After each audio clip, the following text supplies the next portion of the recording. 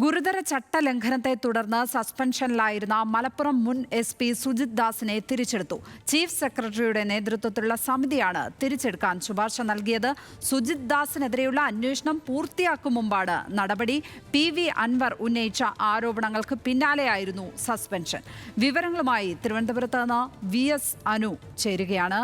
Anu, PV Anwar ഗുരുതരമായ ആരോപണങ്ങൾ ഉയർത്തിയിരുന്നു സുജിത് ദാസിനെതിരെ. ഇപ്പോൾ സുജിത് ദാസിനെതിരെ അന്വേഷണം നടക്കുമ്പോൾ തന്നെ അയാളെ തിരിച്ചെടുക്കുന്ന ഒരു സാഹചര്യം, എന്തുകൊണ്ടാണ് ഇങ്ങനെ ഒരു സാഹചര്യം എന്നാണ് മനസ്സിലാക്കുന്നത്?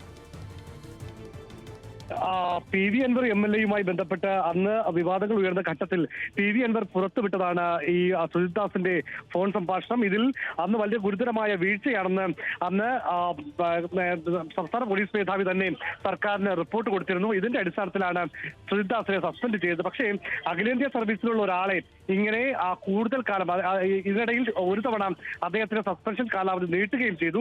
പക്ഷേ അഖിലേന്ത്യാ സർവീസിലുള്ള ഒരാളെ ഇങ്ങനെ കൂടുതൽ സമയം സസ്പെൻഷൻ നിർത്തുന്നത് ആ ചട്ടങ്ങളുടെ ലംഘനമാണ് എന്നുള്ള ചീഫ് സെക്രട്ടറിയുടെ റിപ്പോർട്ടിന്റെ അടിസ്ഥാനത്തിലാണ് ഇപ്പോൾ സുജിത് ദാസിനെ തിരിച്ചെടുക്കാൻ വേണ്ടി തീരുമാനമായിരിക്കുന്നത്. അതിന്റെ ഉത്തരവും പുറത്തിറങ്ങിയിട്ടുണ്ട്. അതേസമയം സുജിത് ദാസിന് നിയമനം എവിടെയാണെന്ന് വ്യക്തമാക്കിയിട്ടില്ല, നിയമനം നൽകിയിട്ടില്ല, പോസ്റ്റിംഗ് നൽകിയിട്ടില്ല. ഏതായാലും അദ്ദേഹത്തെ ചീഫ് സെക്രട്ടറിയുടെ റിപ്പോർട്ടിന്റെ അടിസ്ഥാനത്തിലാണ് സുജിത് ദാസിനെ സർവീസിലേക്ക് തിരികെ എടുക്കാൻ വേണ്ടി തീരുമാനമായിരിക്കുന്നത്.